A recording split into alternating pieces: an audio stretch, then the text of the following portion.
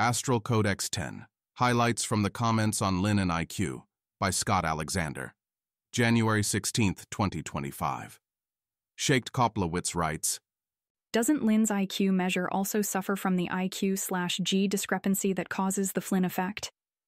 That is, my understanding of the Flynn effect is that IQ doesn't exactly measure G, the true general intelligence factor, but measures some proxy that is somewhat improved by literacy/education, and for most of the 20th century those were getting better, leading to improvements in apparent IQ, but not G. Shouldn't we expect sub-Saharan Africans to have lower IQ relative to G, since their education and literacy systems are often terrible? And then the part about them seeming much smarter than a first worlder with similar IQ makes sense. They do equally badly at tests, but in their case it's because e.g. they barely had a chance to learn to read, rather than not being smart enough to think of the answer. Or a slightly more complicated version of this, e.g. maybe they can read fine, but never had an education that encouraged them to consider counterfactuals, so those just don't come naturally. Yeah, this is the most important factor that I failed to cover in the post. I edited it in 10 minutes later after commenters reminded me, but some of you got the email and didn't see it. For the second effect mentioned in the post, the one where Malawians are obviously smarter than intellectually disabled people, you could attribute it to any of 1. Lynn's data and analysis were bad. 2. Lynn's data and analysis were fine as far as they go, but the tests he based his work off of were trivially culturally biased. For example, they asked about English vocabulary in non-English speaking countries, or math problems to people who had never learned math. 3. The tests weren't trivially biased, but the concept of IQ itself breaks down once you try to extend it to extremely undereducated populations, and it no longer predicts things as well as you would expect. 4. The concept of IQ is fine, but you are personally miscalibrated about what low IQ means, because the only very low IQ people in your training set had developmental disorders. I think these probably explain 5%, 40%, and 50% of the effect respectively, and I should have been more careful to emphasize 3, which I think explains 40% of the effect.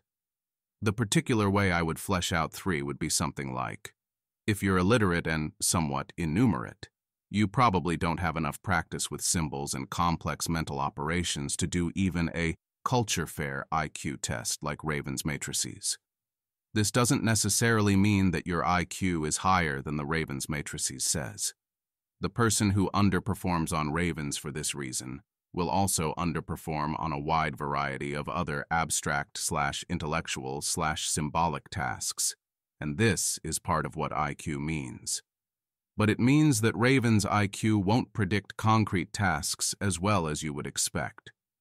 Fujimura writes, The other major factor that I think should be reassuring about Lynn's estimates, and other cross-national IQ estimates, is that when you look at non-problematic sources that seem like proxies for IQ, e.g. World Bank data, educational performance, you see the same pattern as Lynn and others' IQ data. It's easy for people to quibble about each and every IQ measure, and so people do, but that we see the same pattern of results using otherwise uncontroversial data sources should be reassuring. Yeah, many people tried to gotcha me with claims that Lynn did this or that or the other thing wrong. Lynn tries to defend his methodology here, but I think, and tried to argue in the post, that at this point, that debate is of historical interest only. There's too much confirmation now. One commenter brings up World Bank harmonized learning outcomes as an example. Another points me to this preprint, which tries to update Lynn's numbers using all modern standardized testing data and correlations with Social Development Index and GDP. They find mostly similar numbers to Lynn. Malawi goes from 60 to 66, and new last place goes to Sao Tome and Principe at 62. This is by people affiliated with Lynn and scientific racism, and you can choose not to trust their judgment either. But I think at least the SDI correlations are an extremely simple regression that it would be hard to fake. This kind of stuff is why I think simple failures of data collection and analysis are unlikely to explain more than 5% of the gap with our common sense. There's definitely something weird about these numbers, but it's got to be more complicated than just racist people screwed up the test. But continuing on this subject, if IQ has two components, why would World Bank education data and GDP track the abstract/symbolic component of IQ, rather than the practical component of IQ? Or rather, it's obvious why this would happen in education. But why would GDP track abstract/symbolic rather than practical? One possible answer is that the causal pathway is high GDP to lots of education, to lots of practice with abstract reasoning, to high abstract/symbolic IQ. I don't think this can be the whole story, because some countries that cheated to get high GDP, e.g. oil sheikdoms, can't translate it into IQ points at the same rate as everyone else.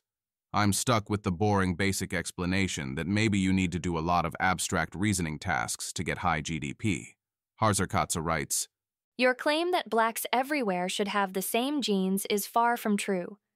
While white may be a descriptor for a group of somewhat similar genetic backgrounds, having common ancestors not too far in the past, black is different, grouping populations of similar skin color, but common ancestors diverging way further back in time. Yeah, I didn't want to get into all of this on the post, but I agree the way I phrased it was misleading. Lynn and other national IQ estimates find very low IQs for all sub-Saharan African countries. I mentioned Malawi at 60 in the post, but Nigeria, on the other side of Africa, is 69. Whatever is going on there is a pan-African problem, such that I don't think differences between African groups are very relevant. U.S. blacks are mostly descended from people in West Africa, e.g. Nigeria. Some people also brought up that U.S. blacks have significant white admixture. This is true, but it's still not enough to be relevant to this discussion. If we assumed everything was genetic, and U.S. blacks with their approximately 20% white admixture had genetic IQ of 85, we would still expect African blacks to have IQ in the low 80s. However you parse it, there's got to be some kind of health/education/environment effect going on there. Africa is extremely genetically diverse, but I think most of the countries measured in the paper, including Malawi, are some variety of Niger-Congo speakers, who I don't think are that much more diverse than white people or anyone else. The really interesting African ethnicities, like the Khoisan, don't show up as much at a national level. Andrew Clough writes, Speaking of charity and IQ, the lowest of low-hanging fruit is putting iodine in salt. You can donate to the Global Iodine Network like I do for the long-term benefit of poorer countries without worrying you're just delaying Malthus's re-emergence. GiveWell calls salt iodization slightly below the range of cost-effectiveness of the opportunities that we expect to direct marginal donations to, which in the grand scheme of things is quite good. Yeah, salt iodization is great. I had always heard of iodine-related problems being concentrated in Central Asia and especially Afghanistan. But looking at the map... Image. This world map uses a color gradient from yellow to dark red to display what appears to be iodine deficiency or related health metrics across different countries. The visualization shows particularly intense coloring, suggesting more severe issues, across sub-Saharan Africa and parts of Central Asia, while North America, parts of South America and Australia display lighter yellow shading, suggesting better conditions. Sub-Saharan Africa is also a hotspot. I wonder what's wrong in Cuba. This is exactly the sort of easily gameable metric I would usually expect them to be good at, or at least carefully faking. If you're interested, you can donate to Iodine Global Network here. Bob Jacobs writes, His opponents pointed out both his personal racist opinions/activities. That's the mildest possible way you could have put it. He wasn't someone who had personal racist opinions that he kept as personal racist opinions. He was the editor-in-chief of Mankind Quarterly, a white supremacist journal that was founded by people like Henry Garrett, an American psychologist who testified in favor of segregated schools during Brown versus Board of Education, Corrado Gini, who was president of the Italian Genetics and Eugenics Society in fascist Italy, and Ottmar Freiherr von Verschuer, who was director of the Kaiser Wilhelm Institute of Anthropology, Human Heredity and Eugenics in Nazi Germany. He was a member of the Nazi Party and the mentor of Josef Mengele, the physician at the Auschwitz concentration camp, infamous for performing human experimentation on the prisoners during World War II. Mengele provided for Verschuer with human remains from Auschwitz to use in his research into eugenics. It's funded by the Pioneer Fund, an organization he was a board member of, and that has been classified as a white supremacist hate group, with one of its first projects being to fund the distribution in U.S. churches and schools of Erb Krank, a Nazi propaganda film about eugenics. He's not just called racist, he is racist. He even describes himself as a racist. No contesting any of this. writes, I spent 18 months in a country where people are supposed to have an IQ of about 70, according to the map. My neighbours and friends were mostly non-literate. They did not seem less intelligent than the people I know in my current US neighbourhood, or the people I grew up with in the US. Most of them would not have performed well on IQ tests, though. They'd never attended school and had no familiarity with puzzle solving. This was 35 years ago, and most people had not seen movies or even photographs. I remember sitting with one older woman and helping her interpret a black and white photograph. This is the arm, here's where it connects to the body, etc. It's hard for people from literate societies with tons of exposure to text and graphical representations to see the extent of the gap. Calvin writes, I have a decent amount of experience with the intellectually disabled, and saying cognitive issues are only responsible for a small part of the communication deficit is so wrong that it makes me question everything else in this essay. Trust me, even making allowances for poor hearing or difficulty forming words, the cognitive issues are responsible for 90% of the deficit. An IQ of 60 is really low, and it's a significant handicap. I was concerned to hear this. I have a little experience with the intellectually disabled, but it didn't involve knowing people's exact IQ, so I'm not very well calibrated here. Looking for more information, I found this LinkedIn post, which purports to describe the characteristics of very low IQ people, mostly in the context of criminal justice, where lawyers often try to use a client's low IQ as a mitigating factor, i.e., maybe he didn't truly understand that crime is wrong. The report says things like, although all persons with mental retardation have significantly impaired mental development, their intellectual level can vary considerably. An estimated 89% of all people with retardation have IQs in the 51 to 70 range.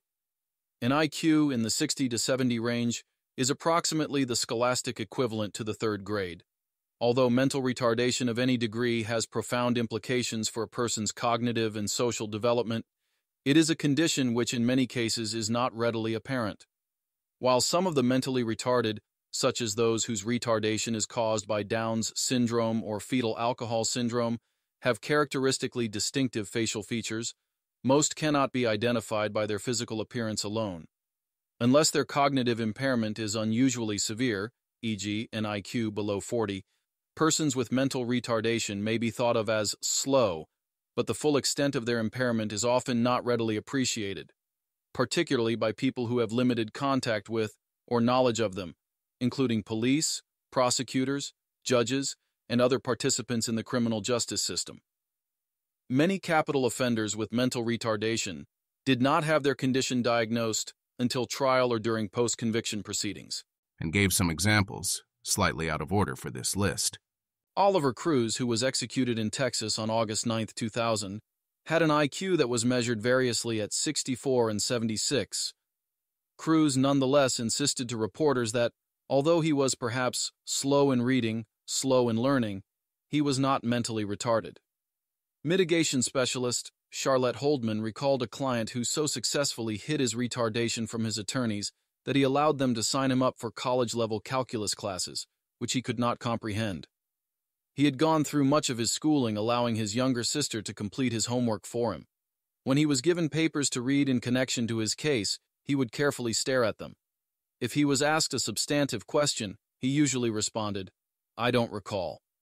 Only when experts in retardation evaluated him and investigators reviewed his school records and spoke to his family did lawyers discover he had mental retardation and had been considered slow since his early childhood.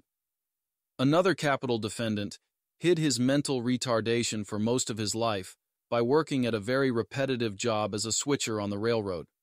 He lied about finishing high school. He was actually in special education classes and did not finish the 6th grade.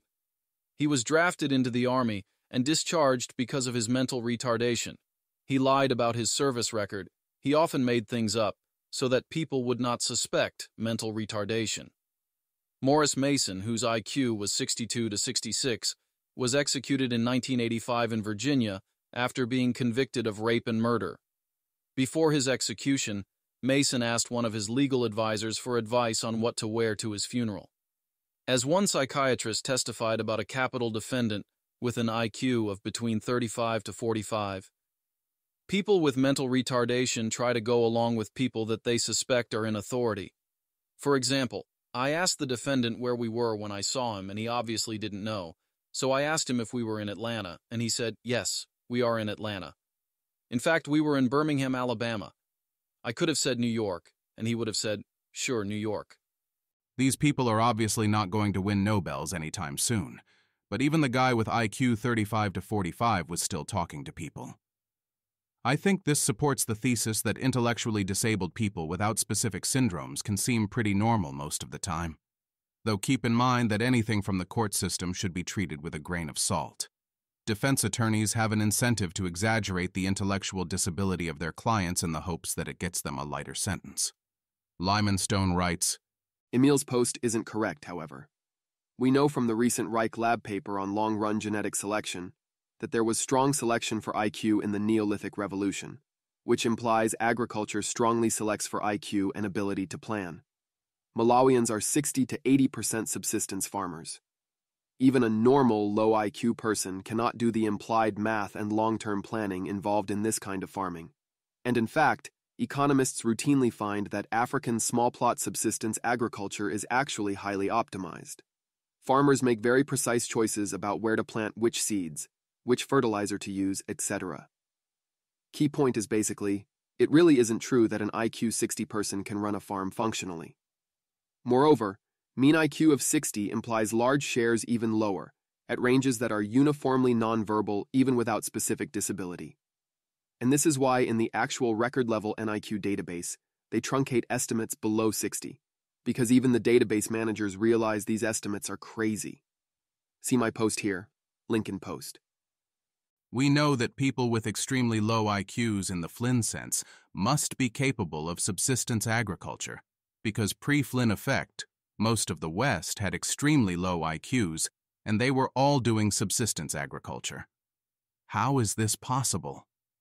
Responding to Lyman's comment, I wrote, I stick to the claim in this post, that our estimates for what a very low IQ means are poorly grounded, and that people with low IQs can do some pretty impressive things, especially if they're concrete and part of a cultural transmission package. Maybe this is the Joseph Henrich secret of our success thing. We know that Malawians get poor test scores in school, so it seems like there's some disconnect between do well on tests intelligence and run a subsistence farm intelligence, and the abstract/concrete and novel/cultural distinctions are the best explanation that I can think of. You say that the phenotype that arises from a given tested IQ in America is clearly vastly worse than the phenotype arising from the same tested IQ in Africa, which I basically agree with. I think part of it is the syndromes issue raised above, and part of it is that maybe Malawians have zero contact with the culture of abstraction that IQ tests come out of, whereas even very uneducated Westerners have some contact with it. And maybe another part of it is that whatever health/nutrition issues the Malawians have preferentially harm faculties responsible for more abstract tasks rather than more concrete ones. For an opposite data point, when I was in Haiti, my boss told me, secondhand, no personal experience, of extreme difficulties working with Haitians, like that they couldn't alphabetize files even when that was explained to them. Many Haitians are also successfully subsistence farmers, so I think this also supports some kind of heavy abstract/concrete distinction. I don't think we're really disagreeing, just agreeing on something like the correlations that make up IQ being less valid outside the normal range. Maybe one way to look at it is to go back to the claim from the justice system document above, saying that people with IQ in the 60s are the mental equivalent of third graders. The third graders I know are very into Pokemon, and have all sorts of opinions on how if you add X bonus to a Y strength fire-type Pokemon and then play Z combo, it will commence 6 weeks of droning on about different Pokemon cards. Is this the sort of math/reasoning/strategizing that we don't expect someone with IQ 60 to be able to do? Does the fact that third graders can do it mean that we're miscalibrated? I'm not sure. The part of Lyman's comment that gives me the most pause is his observation that if the mean IQ is 60, a decent fraction of people must be 45, and a non-negligible portion 30. At this point, even third-grader comparisons don't save us. I guess this is where I bring in the claim that IQ breaks down as a guide to practical living skills below some point. You can see several more layers of response between me and Lyman here, but I was especially grateful for him teaching me 2 things I didn't already know. First, he corrected my misconception about Reich on ancient European cognitive evolution. Reich had said that pre-agriculture Europeans were 2 to 3 standard deviations below moderns. I had interpreted that as IQ deviations of 15 points, making them genetic IQ 55-70, which would have been pretty crazy. Stone tells me he actually meant PGS deviations, each of which was about 3 to 4 IQ points, so he's claiming that pre-agriculture Europeans had genetic IQ of 90. They probably also had lower IQ for environmental reasons. Second, he linked a post of his where he found that although IQ accurately predicts GDP at each time point, changes in IQ don't predict changes in GDP, suggesting something weird is happening. I think the weird thing is the improvement in the abstract/symbolic/test-taking aspect of IQ, separate from the practical aspect mentioned above. Final comment/conclusion. I should have been more careful to highlight the possibility that the subcomponents of IQ come apart at the tails, and that this explains some of the effect. I didn't do that partly because I thought it was closely related to the developmental syndrome's point, which is a specific example of how things can come apart at the tails. Partly because I expected people to misinterpret it as IQ is meaningless and nothing is correlated with anything. And partly because I don't understand the correlations of different subcomponents with each other and G and practical skills to have a good opinion here. Still, I could have at least said maybe academic and practical skills come apart. Maybe I should have had a stronger opinion on whether Lynn's exact studies were correct. Certainly lots of commenters had strong opinions that they weren't.